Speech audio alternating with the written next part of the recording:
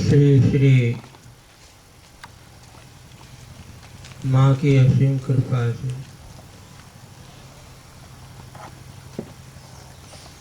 श्री माँ नर्मदा माई की कृपा से भगवान सदाशिव की कृपा से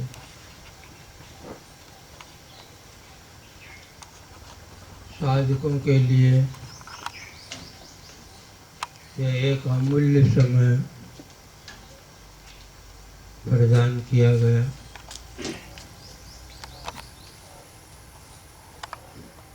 हमारे पूज्य ब्रह्मलीन स्वामी श्री भास्करानंद जी महाराज यहाँ इसे रेवा तटा तपा कुर्यात, रेवा तट के ऊपर ये संयम सप्ताह के रूप में एक तपस्या करवाई।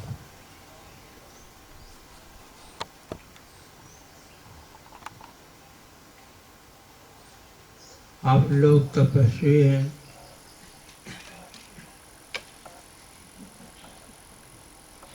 फिर भी तपस्वी और शास्त्र श्रवण ये दो का मेल होता है नहीं। वैसे ऐसा तपस्वी जो होता है वो विचार प्रधान नहीं माना, शास्त्र प्रधान, विचार प्रधान। पर यहाँ दोनों के दोनों समागम हो रहे। प्रातः काल उपनिषद श्रवण किया, अभी आप गीता का श्रवण कर रहे हो। तब के साथ साथ ज्ञान का श्रवण, ये तो साधन संपन्न तप प्रधान विचार प्रधान साधक ही कर सकता है, दूसरा नहीं कर सकता। आइए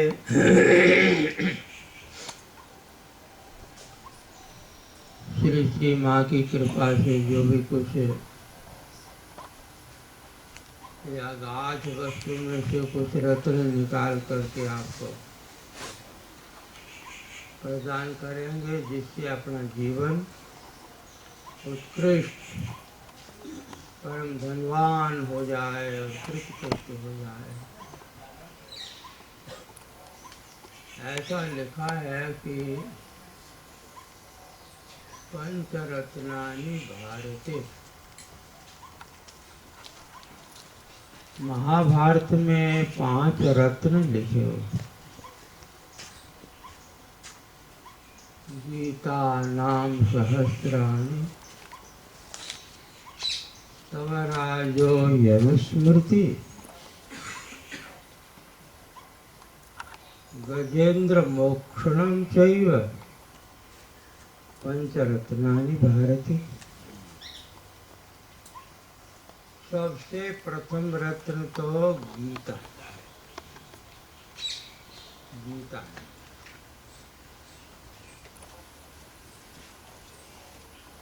दूसरा रत्न है सहस्त्र नाम, विष्णु सहस्त्र नाम। उस समय पर हमको बहुत बड़ी खुशी हुई, हमारे मिसेज भाई और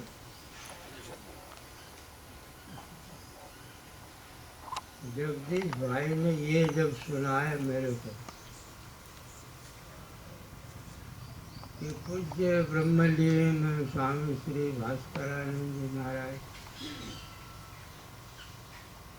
एक ऐसा संकल्प इनको दे के गए, और वो कोई अपने लिए नहीं, सारी प्रजा के लिए। कि भाई 1.25 करोड़ विष्णु सहस्त्र नाम होते, 1.25 करोड़ हो, तो साधारण बात नहीं। और इन भाइयों का ऐसा प्रयत्न चालू है, उसमें कई हजार आदमियों को जोड़ा और वो कार्य चालू है। भगवान की कृपा होगी, माया की। एक महापुरुष का एक दिव्य संकल्प है। कल किसी ने पूछा था विष्णु सहस्त्र नाम के ऊपर, ऐसे ये शास्त्र ऐसी चीज है, छोटी दिखती है, पर महाभारत में एक रत्न है, रत्न। गीता नाम रहस्राम तव राजा भीष्म स्तवन। भगवान की स्तुति करी, सरसैया के ऊपर लेटे हुए हैं भीष्म पितामह, सामने श्री कृष्ण खड़े हुए। उस टाइम पर वो जो स्तुति करी है,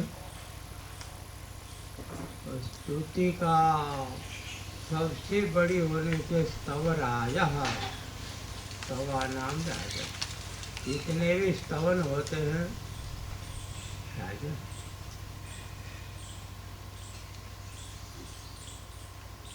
एक अनुस्मृति नाम का एक ग्रंथ, बड़ा आपको वो पंचरत्न गीता जो मिलती है गोरखपुर से, उसमें है बड़ा दिव्य उपदेश मनुस्मृति में। और 5वां है गजेंद्र मोक्ष। मदन मोहन मालवीय जी बहुत इस पर जोर देते थे। क्या देखो भाई, कोई भी आपको कष्ट हो जाए, किसी प्रकार की उलझन हो जाए, कुछ दिमाग में ऐसा टेंशन हो जाए, जो स्वप्न आते हों, खराब स्वप्न आते हों, तो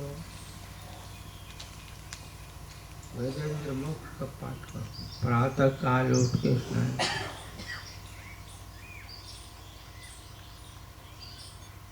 तात्पर्य ये हुआ कि ये चीज ऐसी है कि एक तो आदमी को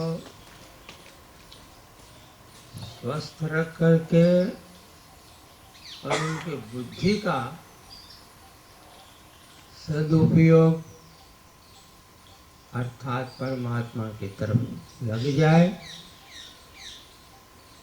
बस इसका कल्याण हो जाए। बुद्धि मनुष्य में होती है, सब में होती है, किसी में कम। बुद्धि कर्मानुसारिणी होती है, तो उसका विनियोग, उसका उपयोग, ये संत सद्गुरु शास्त्र बतलाते हैं कि इसका सही उपयोग करो तो कल्याण हो जाए। गीता में आइए, 2 शब्दों में यदि आप गीता का तात्पर्य समझना चाहते हैं,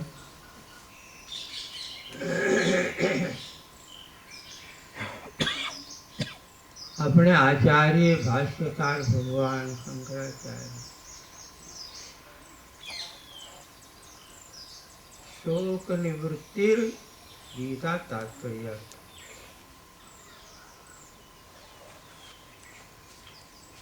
शोक की निवृत्ति मात्र गीता का अर्थ।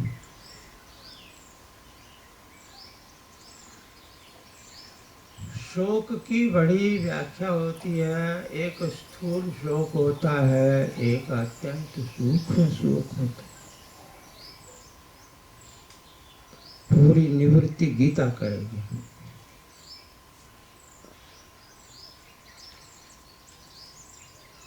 अर्जुन का शोक आप जानते हो, माने जब गीता आप बांधते हो ना, तो महात्म्य में ऐसा लिखा है कि सर्वोपनिषदो गावो दुग्धा गोपालन। तो उपनिषदों का दूध निकल करके यहाँ रखा हुआ गीता जी में। उपनिषद गाय हो गई और उसका दूध निकालने वाला दुग्धा गोपाल नंदन है, श्री कृष्ण है।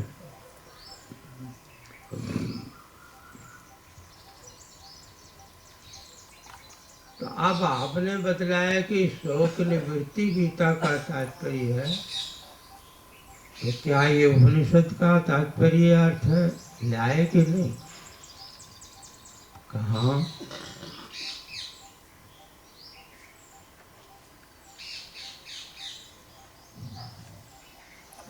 छांदोग्य उपनिषद में आप जब इसका विचार करोगे, विमर्श करोगे, तो वहां पर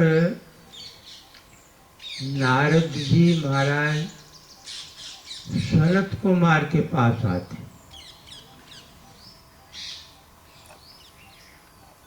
सनत कुमार आदि 4 भाई हैं, आप लोग सब जानते हो।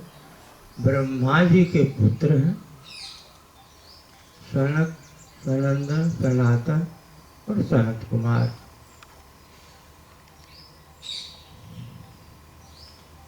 चारों के चारों ज्ञान में बराबर, शास्त्र में बराबर, तप में बराबर, कोई कमी किसी में नहीं।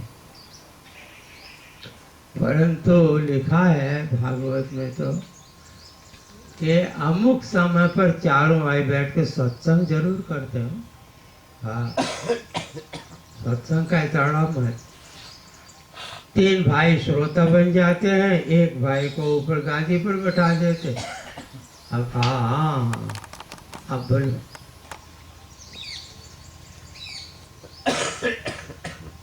सनत कुमार के पास में जब नारद जी महाराज जाते हैं, श्रुतम एवं भगवत दृश्यभ्यः तरति शोक महात्मभित्। हे भगवान, आप जैसे संतों के मुख से हमने ऐसा सुना कि तरति शोकम आत्मभित्। यह आत्मविद भवति तत्शोकम तरति। आत्मज्ञानी होगा, शोक से पार होता है। ये सुना है, हमने सुना। सनत कुमार ने कहा बिल्कुल सही सुना आपने, ये तो सही बात, इसमें कोई गलती नहीं। उसी समय पर नारद जी झट बोल गए, सोहम भगवत सोचा। हे भगवान, जैसे रोग की पीड़ा की बात करते हैं ना, वो तो हमारे अंदर है, वो रोग है, तो शोक रूपी रोग। तो हम भगवत सोचान तन्मान भगवान शोकस्य पारम कारयतु। आप भगवान हैं, सर्वज्ञ हैं, सर्वशक्तिमान हैं। मैं आपकी शरण में आया हूँ, शोक से पार कर दो।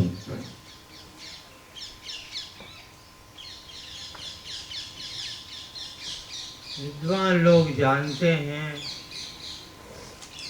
भूमा विद्या का उपदेश किया। भूमा विद्या नारद जी को शोक से पार किया। इसका अर्थ ये हो गया कि जब तक वो भूमा विद्या आपके अंदर नहीं आएगी, आप भी शोक से पार नहीं हो सको। तो तात्पर्य क्या निकला? ये निकल गया कि गीता आपको भूम विद्या प्रदान कर रही है।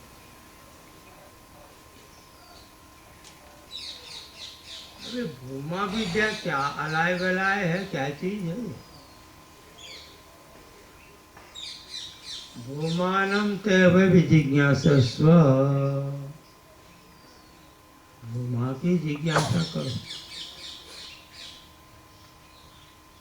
ब्रह्म सूत्रकार ने कहा अर्थात तो ब्रह्म जिज्ञासा,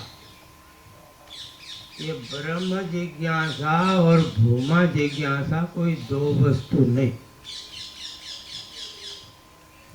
वो ही चीज है। का नाम भूम बोलते, व्यापक सर्वत्र परिपूर्ण उस तत्व को। यत्र नान्यत् पश्यति नान्यत् शृणोति नान्यत् विजानाति, सब भूम। उसके अतिरिक्त ना कुछ सुनने की बात है, ना देखने की बात है, ना जानने की, एकमात्र वो। थोड़ी सी यहाँ जिज्ञासु लोग शंका करते हैं, ये आपने जो ये दो भेद किए, एक स्थूल शोक जैसा है, एक सूक्ष्म शोक है, ये क्या चीज? देखो भाई, स्थूल जो होता है ना, वो तो आपको प्रत्यक्ष अनुभूति हो जाए। अच्छा, उसका नक्शा गीता के प्रथम अध्याय में आप देख लेना। आज प्रथम अध्याय का पाठ हो, द्वितीय अध्याय का हुआ, तृतीय अध्याय तक चलेगा। वो प्रथम अध्याय शोक बताने मात्र का है कि कैसा शोक कैसा होता है, देख लो। हाँ।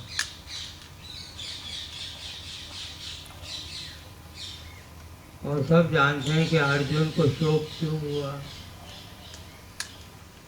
आप लोग सब प्राय जानते हैं, जो सत्संगी गीता का पाठ तो जो करेगा उनको तो सीधा ही प्रतीत हो जाए अर्जुन को शोक क्यों हुआ। आप बता सकते हो अर्जुन का शोक क्यों हुआ? ओहो, खाली सुनो मत, कुछ तो जो है कह दो सीधा। वो उनके अपने सगा संबंधी ज्ञाति भाई का मरने का डर था कि ये मर जाएंगे। ते बिना आम किम करिष्यामि,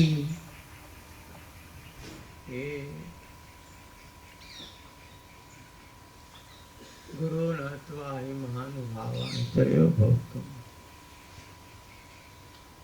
दृष्टवेमं स्वजनम कृष्ण,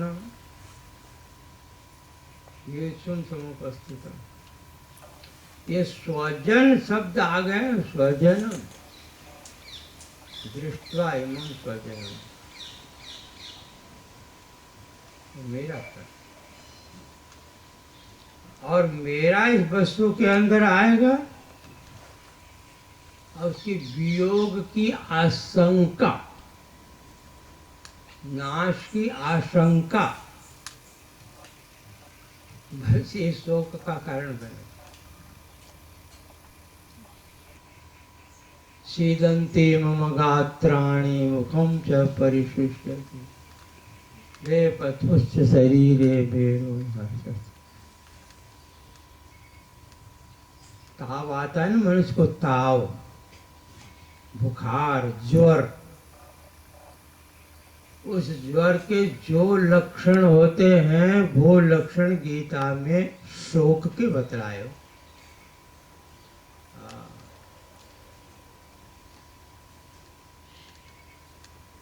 देख लो, सीदंती मम गात्राणि, शिथिलायन्ते, तो सारे अंग हमारे शिथिल हो गए।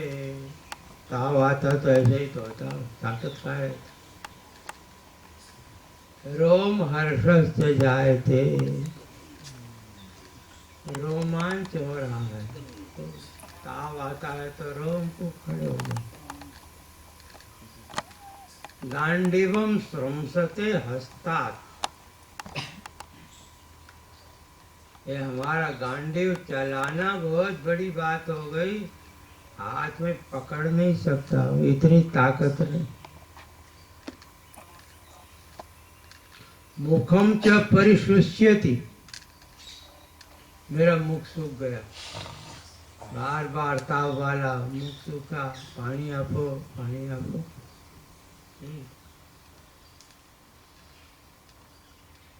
बेपथुष्य शरीरे में, और कंप हो रहा, और क्या, ये ध्रुजना जो है, ध्रुजे थे लोग बोलते हैं, ये कंप होता, कंप, ये भी ताव में होता।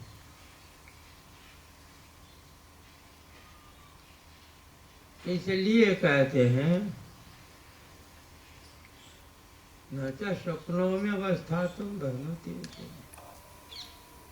नहीं स्थिति में रह सकता, अवस्था तुम अपने स्वप्नों में खड़ा भी नहीं हो सकता। युद्ध करना तो बहुत बड़ी बात है, दिमाग चक्रा, भ्रमती वचे में मन, भ्रमित हो गया मन, पूरा का पूरा लक्षण ताव का रोग। अच्छा, ये तो आपको दिखाई देता है, मैं समझता हूँ जितने बैठे होंगे ना, ये अनुभव प्राय सबको होगा, और भगवान कृपा करे किसी को शोक ना हो, परंतु ये जीव जब तक रहेगा जीवित प्रभाव ये मिट नहीं सकता, शोकत तो आएगा जरूर। हाँ, किसी को याद रहे ना रहे वो बात अलग, हर किसी का कुटुंब परिवार धन कुछ न कुछ वियोग हुआ, किसी को पुत्र का वियोग, किसी को धन का वियोग, किसी को कुछ वियोग, तो आया।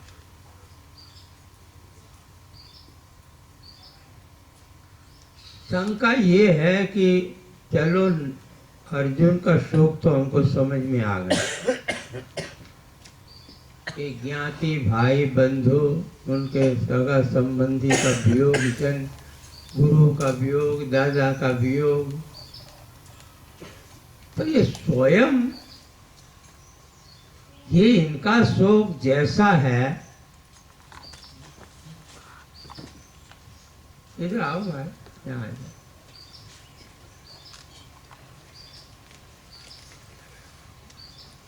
तो ये नारद जी का शोक कैसा हो गया? अरे जब भागवत में आप ये सुनते हो, ओहो विरुक्ता नाम शिरोमणि, अहो नारद धन्योसी, विरुक्ता नाम शिरोमणि। नारद जी आप धन्य है महाराज, ये विरक्त महात्मा जितने हैं ना, उनमें शिरोमणि आप हैं।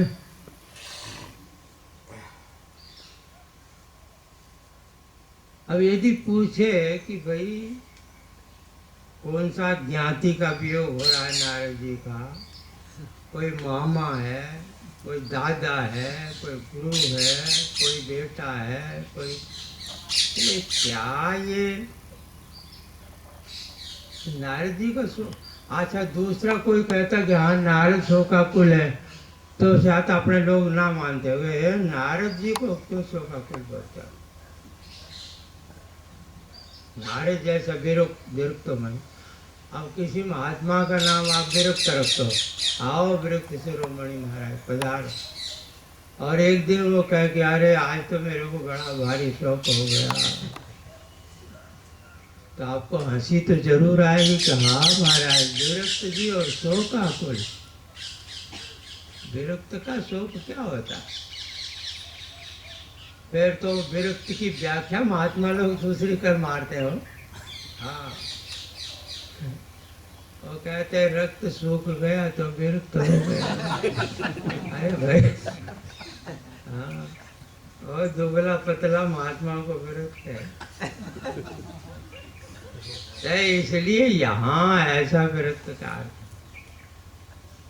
पर नारद भगवान स्वयं अपने मुख से सोहम भगवत सोचामी ऐसा शब्द बोल गए। तन्माम भगवान सोकर से पारम तारे। तो देखो, थोड़े में ये समझो कि अर्जुन वाला जो शोक है ये तो सबके अनुभूति में आ रहा, और नारद जी का शोक होता तो सब में ही है, पर वो भान तो किसी बहुत बड़ा जिज्ञासु, बहुत बड़ा कोई भगवान का भक्त होगा, उसको भान होने लगा। और वो शोक क्या है कि अपने अंदर अपूर्णता की अनुभूति, बस।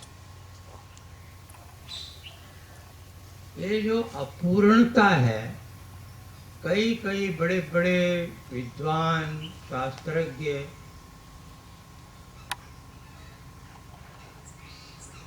कहते हमने विद्या ग्रहण करी। हाँ, वो कौन शास्त्री जी थे, भगवान शंकर से हमने कहा था कि दूसरा पंडित काशी में मेरे बराबर नहीं होना चाहिए। 12 वर्ष तक लगातार भगवान के ऊपर जलाभिषेक किया और कहा भगवान ने मेरी इच्छा पूरी कर दी। बाद में वृद्धावस्था में पता लगा कि अरे, हमने तो अपने लिए तो कुछ भी नहीं किया, अभी तक कुछ भी नहीं किया। आज सुनते हैं पुराने महात्माओं से कि हरिद्वार में एक भोलागिरी जी महाराज के पास में आकर के बैठते थे। कहते हो अब हमको पता लगा कि महात्मा लोगों के पास क्यों आया जाता है। अब आगे की कथा हम कल बतलाएंगे।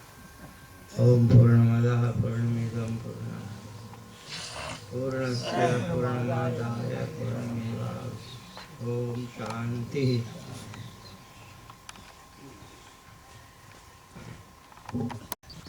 इधर आओ भाई, यहाँ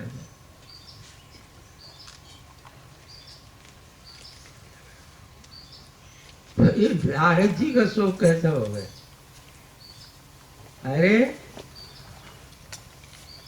जब भागवत में आप ये सुनते हो, ओहो विरुक्ता नाम शिरोमणि, अहो नारद धन्योसी, विरुक्ता नाम शिरोमणि।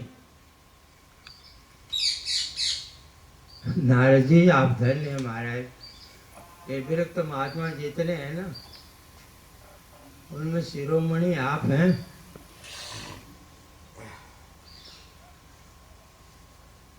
अब यदि पूछे कि भाई कौन सा ज्ञाति का वियोग हो रहा है नारद जी का, कोई मामा है, कोई दादा है, कोई गुरु है, कोई बेटा है, कोई, ये क्या ये नारद जी का शोक? अच्छा, दूसरा कोई कहता कि हाँ नारद शोकाकुल है, तो शायद अपने लोग ना मानते हुए नारद जी को क्यों शोकाकुल बोलता?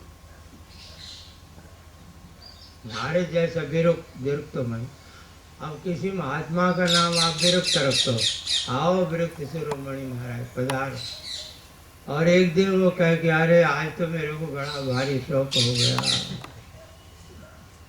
तो आपको हंसी तो जरूर आएगी कि हाँ महाराज, विरक्त जी और शोक आकुल।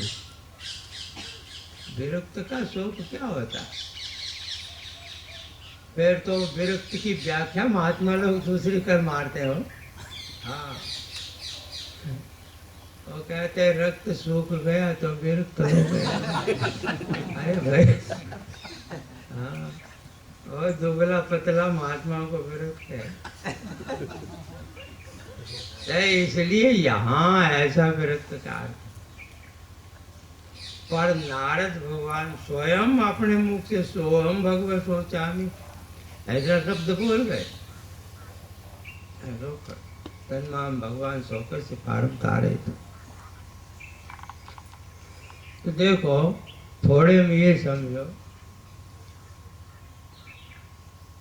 कि अर्जुन वाला जो शोक है ये तो सबके अनुभूति में आ रहा,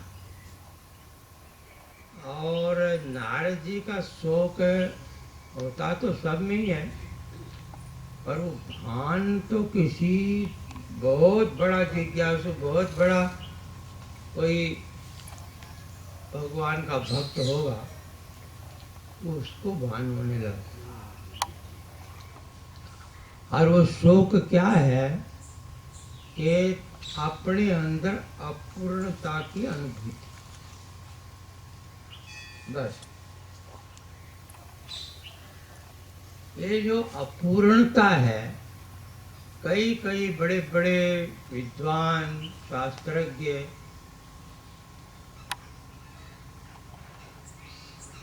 कहते हमने विद्या ग्रहण करी। हाँ, वो कौन शास्त्री जी थे, भगवान शंकर से हमने कहा था कि दूसरा पंडित काशी में मेरे बराबर नहीं होना चाहिए। 12 वर्ष तक लगातार भगवान के ऊपर जलाभिषेक किया और कहा भगवान ने मेरी इच्छा पूरी कर दी। बाद में वृद्धावस्था में पता लगा कि अरे हमने तो अपने लिए तो कुछ भी नहीं किया, अभी तक कुछ भी नहीं किया। आज सुनते हैं पुराने महात्माओं से कि हरिद्वार में एक भोलागिरी जी महाराज के पास में आकर के बैठते थे, कहते हो अब हमको पता लगा कि महात्मा लोगों के पास क्यों आया जाता है। तो आगे की कथा हम कल बतलाएंगे। ओम पूर्णमदः पूर्णमिदं पूर्णस्य पूर्णमादाय पूर्णमेवावशिष्यते। ओम शांति।